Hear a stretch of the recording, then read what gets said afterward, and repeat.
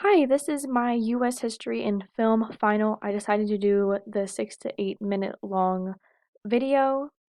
Um, Today we're going to be talking about 6 out of the 12 movies that we talked about in class and watched in class.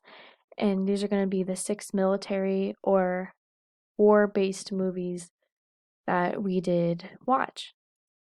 Starting off chronologically with Gone with the Wind, this is a 1939 movie.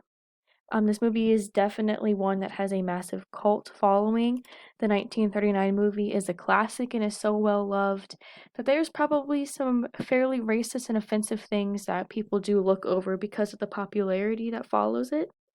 For example, the way this movie portrays the African American slaves as being happy to work under their white owners and wanting the Confederate States to win the Civil War is very incorrect. But this movie does get some things right, as it does get a lot of the material culture with the fashions, traditions, and even some of the events that are featured in the movie fairly accurate. All right, moving on to the best years of our lives. This movie was made in 1946, and this one is my favorite movie that we watched over the course of the semester. I just thought that it was done very well, and it had a beautiful storyline to it, and it was just really, really nice to be able to have like actual veteran stories told in this. Um, and it does highlight on some very real issues as well. The producers decided to use a real veteran who was disabled from the war within the movie to really explain the events that the Second World War caused on the men and women who served, as well as showing the America that they returned home to, and included issues within the workforce, within their families, returning to their families, really, and then PTSD struggles that came with returning home from um, a very violent and deadly war that they had seen on the war front. For these reasons, I feel like this is the most historically accurate movie from this semester, and I gave it the award as the winner, as being the most historically accurate in this selection. All right, moving on to Glory. This movie came out in 1989, and as long as you could get past Ferris Bueller talking and saying racial slurs, it's a pretty okay movie. It has a very well-known cast, but this came out a little bit before they became very well known.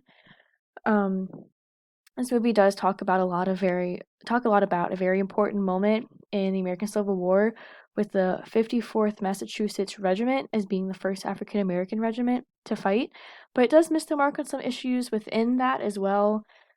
These issues include segregation within like their camps or living arrangements. And also, it did miss the mark on how many freedmen were serving and had signed up for the war, and it portrayed it portrayed the African Americans as being solely runaway slaves, which wasn't really as real as people say. Um, Also, it did feature some punishments that were outlawed in a few years prior to where this was set. Robert Shaw was the man who led them into battle, and he really did work with them, and he really did struggle with accepting the role of the commanding officer. This is something that they could have added additional depth and understanding with the racial issues within the battlefields of the Civil War, and why the soldiers fighting and their commanding officers ran into issues on and off the battlefield as well. All right, moving on. All right. Now we have Born on the 4th of July. This was also created and released in 1989, which is a vast difference between Glory and Born on the 4th of July. Due to the fact that this movie is based on a book by Robert Kovac, um, it involved this was both of them were involved in a lot in the creation of this movie. But I do feel like this has a strong second for being the most historically accurate because it was based on Ron's personal experiences with the military and the Marine Corps in Vietnam, and with the events that took place there. So it does use a lot of firsthand accounts and instances. It does a very good job of presenting the facts of what really did happen with the U.S. involvement in the Vietnam War. But in my opinion, the only downfall to this movie is that it might be too focused on his own personal experience, and it might be too story-like or edited down to be more movie material than it would be as if it was as accurate as possible. Alrighty. Moving on to The Last of the Mohicans. This came out in 1992.